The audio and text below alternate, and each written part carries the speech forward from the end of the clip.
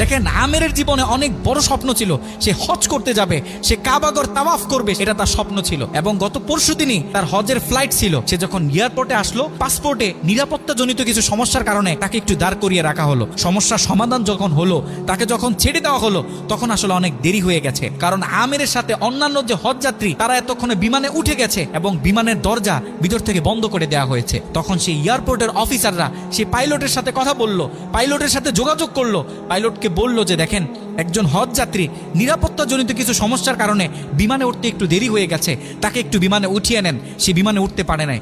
তখন পাইলট স্পষ্ট বলেছে, যেই বিমানের দরজা একবার বন্ধ হয়ে গেছে, সেই বিমানের দরজা দ্বিতীয়বার কারোর জন্য আর খোলা হবে না। একথা বলে পাইলট বিমানটা আকাশে ফ্লাই করলো।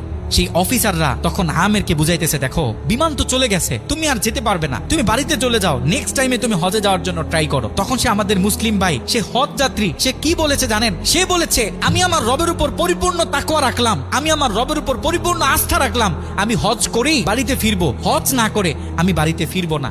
কথা বলে সে এয়ারপোর্টে দাঁড়িয়ে রইল। ঠিক কতক্ষণ পর সেই বিমান থেকে এয়ারপোর্টে মেসেজ করা হলো যে বিমানের ভিতরে যান্ত্রিক সমস্যা দেখা গিয়েছে, খুব ইমার্জেন্সি, বিমানটা সেই এয়ারপোর্টে ল্যান্ড করতে হবে। বিমানটা যখন এয়ারপোর্টে ল্যান্ড করা হলো, যান্ত্রিক যে ত্রুটি, এই ত্রুটিগুলো যখন সমস্যার সমাধান করা হচ্ছে, তখন সেই অফিসাররা সেই পাইলটের সাথে কথা বলেছে যে দেখেন, কোনোভাবে এই যাত্রীটা একটু নেওয়া যায় কিনা, সে তো হজ করার উদ্দেশ্যে বাড়ি থেকে বের হয়েছে, সে তো বাড়িতে যেতে চাচ্ছে না, হজ না করে তাকে একটু নিয়ে নেন।